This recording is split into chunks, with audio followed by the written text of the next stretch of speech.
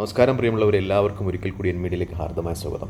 ഇന്നലെ രേവതി എന്ന് പറയുന്ന പെൺകുട്ടി നടൻ സിദ്ദീഖിനെതിരെ ഉന്നയിച്ച ലൈംഗിക അതിക്രമം കേസ്, അത് നമ്മളൊക്കെ വളരെ വികാരാധീനമായിട്ടാണ് കേട്ടിരുന്നത്. കാരണം ഈ ഹേമ കമ്മീഷൻ റിപ്പോർട്ട് പുറത്തു വന്നതിന് ശേഷം ഒരുപാട് നടന്മാർക്കെതിരെ ഇത്തരം ആരോപണങ്ങൾ കേട്ടു. പക്ഷേ അതിനേക്കാളേറെ വളരെ യാഥാർത്ഥ്യമുള്ള ഒരു ആരോപണമായിരുന്നു അത്. മിക്കപ്പോഴും അവർ ടി വി ചാനലുകളിൽ പൊട്ടിക്കരയുന്നുണ്ടായിരുന്നു.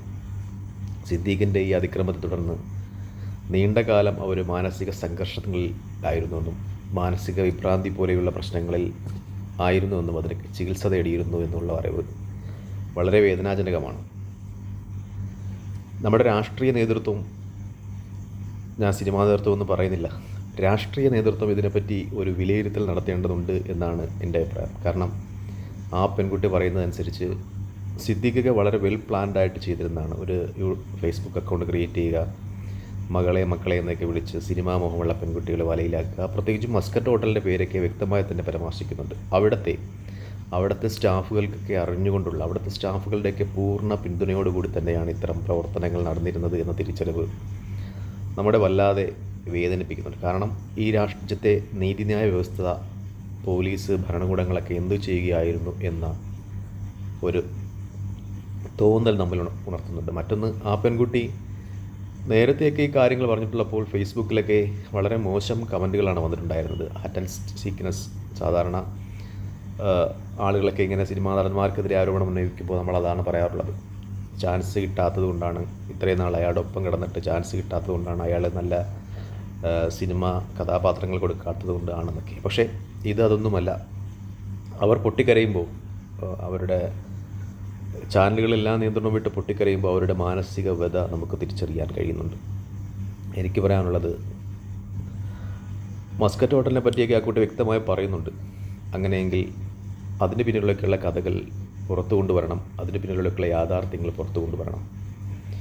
മറ്റൊന്ന് എനിക്ക് പറയാനുള്ളത്, ഈ രാജ്യത്തെ രാഷ്ട്രീയക്കാരോടാണ്. മിക്കപ്പോഴും നിങ്ങൾ നേതാക്കന്മാരും MLA-മാരുമൊക്കെ നിങ്ങളുടെ സ്വന്തം അണികൾ നിങ്ങൾക്ക് വേണ്ടി വെട്ടാനും കുത്താനും പോസ്റ്റർ ഒട്ടിക്കാനും ഉറക്കമില്ലാതെ തൻ്റെ മക്കളുടെ ഫീസ് പോലും കൊടുക്കാതെ നിങ്ങളുടെ രാഷ്ട്രീയ സംഭാവനകൾ നൽകുന്ന, നിങ്ങളുടെ ഇലക്ഷൻ ഫണ്ടുകൾ നൽകുന്ന നിങ്ങളുടെ എത്ര പ്രവർത്തകരുടെ വീട്ടിൽ എന്തെങ്കിലും ഒരു ഫംഗ്ഷൻ നടന്നാൽ, ഒരു കല്യാണം നടന്നാലൊക്കെ നിങ്ങൾ എത്താറുണ്ട്, ഒരു മരണം നടന്നാലൊക്കെ.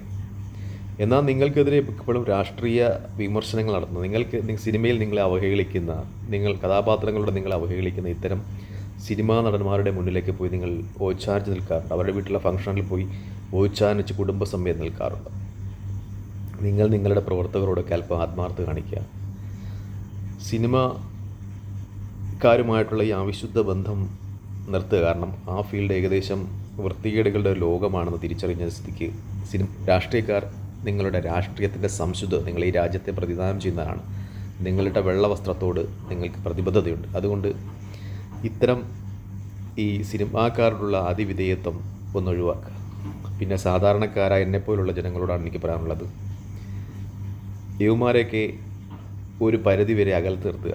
കാണുമ്പോൾ ഓടിപ്പോയി കെട്ടിപ്പിടിക്കാനും, മിക്കപ്പോഴും യുവമാരൊക്കെ വരുന്നത് തന്നെ വല്ലാത്ത ജാടയിലാണ്. ഒന്ന് തൊട്ടുപോയാൽ തന്നെ ചില ആൾക്കാരൊക്കെ വലിയ ഞാൻ അത്രക്കാരനല്ല, സിനിമ ആരാധനയുള്ള ആളാണ്, പോയി തൊടാനും ഒന്ന് കൂടിച്ചേർന്ന് ഫോട്ടോ എടുക്കാനും ഒക്കെ ശ്രമിക്കുമ്പോൾ ഉള്ള ആക്ഷേപങ്ങൾ എത്ര കേട്ടാലും ഇക്കാ ചേട്ടാ മച്ച എന്നൊക്കെ വിളിച്ച് കൂടെ പോയി ഫോട്ടോ എടുക്കാനൊക്കെ ശ്രമിക്കും. അതൊക്കെ നിർത്തുക. ഇവരൊന്നും താരാപഥത്തിലിരിക്കുന്ന ആൾക്കാരല്ല, നമ്മളെപ്പോലെ മനുഷ്യരാണ്. അത്രയൊന്നും വലിയ ഇമ്പോർട്ടൻസ് ഒന്നും ഇവർക്ക് കൊടുക്കേണ്ടില്ല. നമ്മൾ 10, 60, 80 രൂപ കൊടുത്ത് കാണുന്ന ടിക്കറ്റ്, ആ സിനിമാ ടിക്കറ്റിൻ്റെ ബലത്തിൽ കോടീശ്വരന്മാരായവരാണ് ഇവർ. അതുകൊണ്ട് തന്നെ അത്രയൊക്കെ ബഹുമാനങ്ങളെ കൊടുത്താൽ മതി. കാണുന്നതല്ലേ നമ്മളിതൊക്കെ. അപ്പോൾ ഒരു പരിധി കഴിഞ്ഞ് യുവന്മാരുടെ ഒന്നും പിറകെ പോകാതിരിക്കുക. രേവതിയിലേക്ക് തന്നെ നമുക്ക് തിരിച്ചു വരാം. ആ പെൺകുട്ടിയുടെ വളരെ നിഷ്കളങ്കമായ മുഖം, കഴിഞ്ഞ ഈ പീഡനമുണ്ടായതിനു ശേഷം വളരെ നീണ്ട കാലഘട്ടം മാനസിക സംഘർഷങ്ങളിലൂടെ കടന്നുപോയ ആ പെൺകുട്ടി നമ്മുടെ വീട്ടിലുള്ള ഒരാളാണെന്ന് വിചാരിക്കുക. ആ പൊട്ടിക്ക് സാമൂഹിക മാധ്യമങ്ങളിലൊക്കെ വേണ്ട പിന്തുണ കൊടുക്കുക. സിനിമാക്കാരും രാഷ്ട്രീയക്കാരും ഇത്തരം അധമന്മാർക്കെതിരെ നടപടിയെടുത്തില്ലെങ്കിൽ നമ്മൾ ഈ സിനിമകളൊക്കെ ബഹിഷ്കരിക്കുക. നമുക്കൊരു സിനിമ കണ്ടില്ല എന്ന് പറഞ്ഞൊന്നും സംഭവിക്കാറില്ല. പക്ഷേ യുവമാരെയൊക്കെ നമ്മൾ 10ഉം 100ഉം കൊടുത്ത് കോടീശ്വരന്മാരാക്കി വിട്ടിട്ട് ഏതെങ്കിലും ഹോട്ടൽ റൂമിൽ നിന്ന് സിനിമാ മോഹമുള്ള നമ്മുടെ സഹോദരിമാരെ പെൺമക്കളെ വിളിച്ച് പീഡിപ്പിക്കുന്നുവെങ്കിൽ ആ സിനിമ കാണൽ നമുക്ക് വേണ്ടെന്ന് വിചാരിക്കുക. സിനിമ കാണുന്നത് ബഹിഷ്കരിക്കുക എന്നാണ് എനിക്ക് പറയാനുള്ളത്. നന്ദി, നമസ്കാരം, ജയ് ഹിന്ദ്.